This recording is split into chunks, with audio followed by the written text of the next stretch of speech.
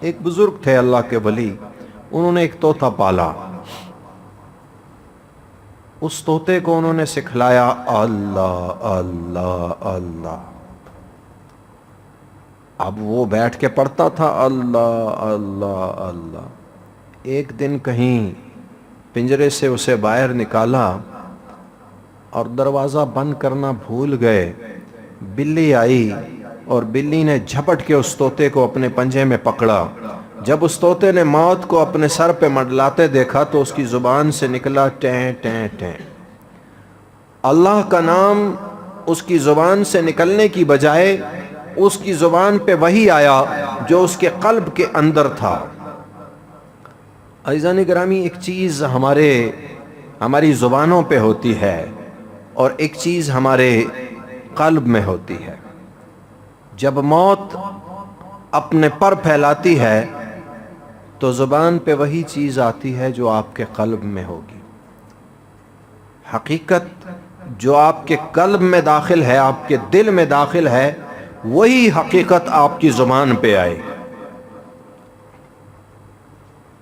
تو میں نے عرض کیا کہ اللہ کا ولی ہمیشہ واقعات اور اشیاء کے حقائق کی طرف لپکتا ہے. وہ واقعے کے پردے کے پیچھے چھپی ہوئی چیز کو دیکھتا ہے. وہ دیکھتا ہے کہ پوشیدہ معاملہ کیا ہے. بزرگ نے جب دیکھا بلی طوطے کو لے اڑی اور طوطے کی زبان پہ اس وقت وہی تھا جو اس کے دل میں تھا، وہ اس کی ذاتی زبان تھی. وہ ٹیں ٹیں کرتا ہوا دنیا سے رخصت ہو گیا تو آپ رو پڑے. روتے رہے مسلسل. اب طلباء مرید شاگرد متعلقین آ رہے دلاسا دے رہے کہ حضرت یہ کون سی کوئی اتنی بڑی چیز تھی، ہم اس سے قیمتی طوطا آپ کے لیے لے آئیں گے.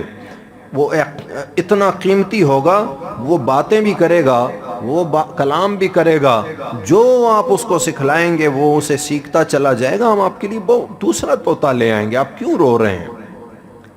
انہوں نے فرمایا او اللہ کے بندو، میں اس لیے نہیں رو رہا کہ طوطا چلا گیا، رو اس لیے رہا ہوں کہ اسے میں نے سکھایا تھا اللہ اللہ اللہ.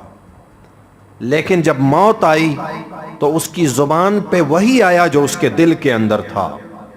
اور مجھے خوف آیا کہ کہیں یہ اللہ اللہ میرا صرف زبانی نہ ہو، کہیں میرے اوپر بھی موت آئے اور میرے دل کے اندر کوئی اور حقیقت چھپی بیٹھی ہو اور وہی حقیقت بوقت موت میری زبان پہ آ جائے.